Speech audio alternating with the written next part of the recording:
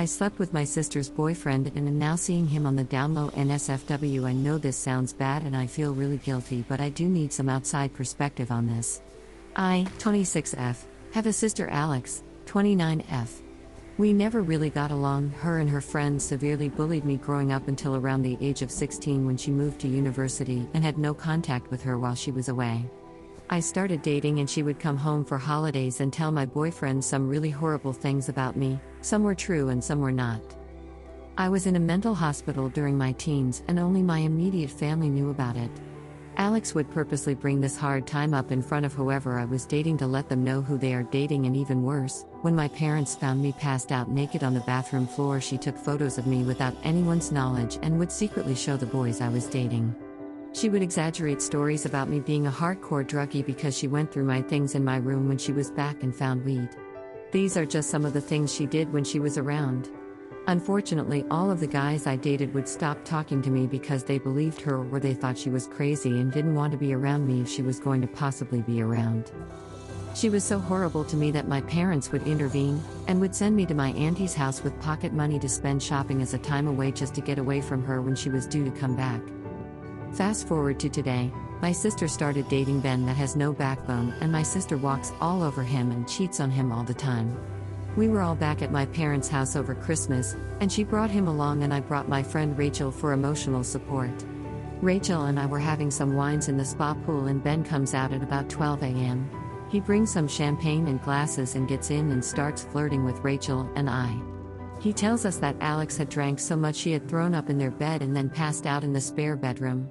Rachel gets tired and goes to bed, leaving me alone with Ben.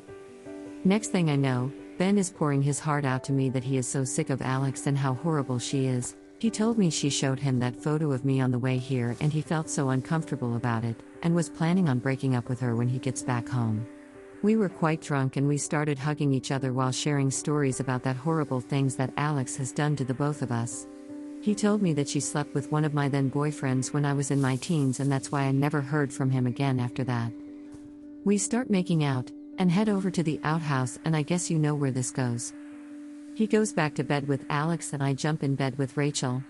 We tried not to be awkward in the morning around each other, but luckily everyone was too hungover to notice. I told Rachel what happened on the way home and she said I had sunk to her level. Ben stuck to his word and left Alex when they returned. He has been through therapy to deal with the trauma she left him. We have started meeting up and really enjoy each other's company. I have started feeling extremely guilty and sick to my stomach about this whole thing. I think by sharing this feels a weight has been lifted off my shoulders. My ex-boyfriend told me he will cheat on me while we were having sex. I, 27F, have been with my boyfriend, 28M, for 2.5 years now. Our relationship didn't have any problems. Until recently he started to being less intimate with me. He blames it on work and other things. We hardly get time for each other. I once sat him down to talk to me.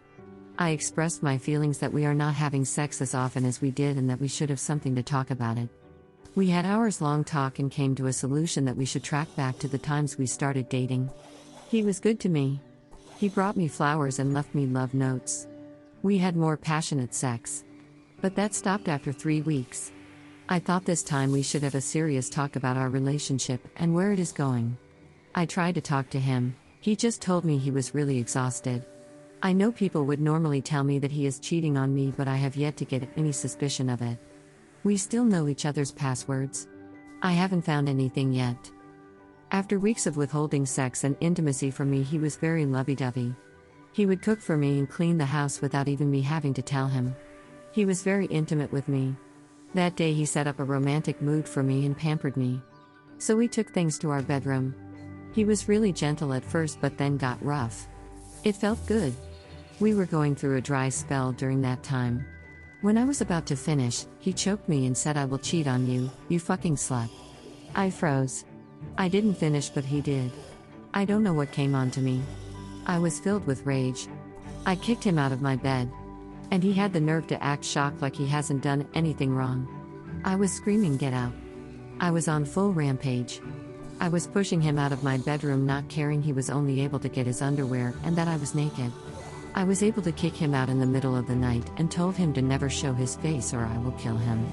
We do not live together, so no, he won't be homeless. I'm still a bit shaken of what happened.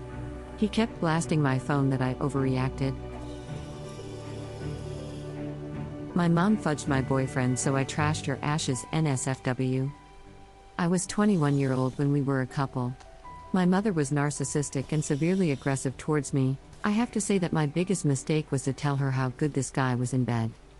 I think I was shocked by how good it was, and he was the same way with me, impressed about how good our connection was. So I told my mother, thinking she would tell me if that kind of relationship was normal or I was getting addicted to sex. It was the biggest mistake of my life. She got greedy about spending time with him, having his number, and giving English lessons to my boyfriend.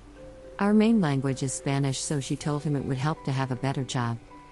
Months and many things happened. They texted and had calls like good friends, but suddenly my mother would say nasty comments like he's so handsome and attractive like a filet mignon. It was so disgusting to hear her say that in front of me. I made some connections to things that happened and things they said, and finally she confessed to me that she was in fact in love with him and had intimacy while we were also having it.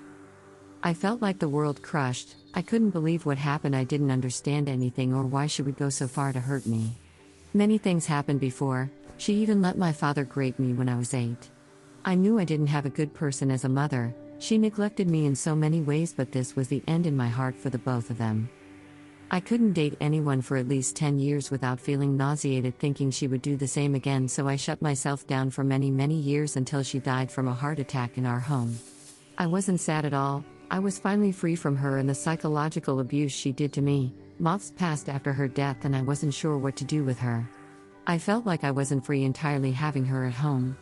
One good day I remembered all the times I was neglected, physical, emotional, verbally abused by her during 29 years, and I felt I had to do something with all that pain and suffering she caused willingly and enjoying my pain day after day.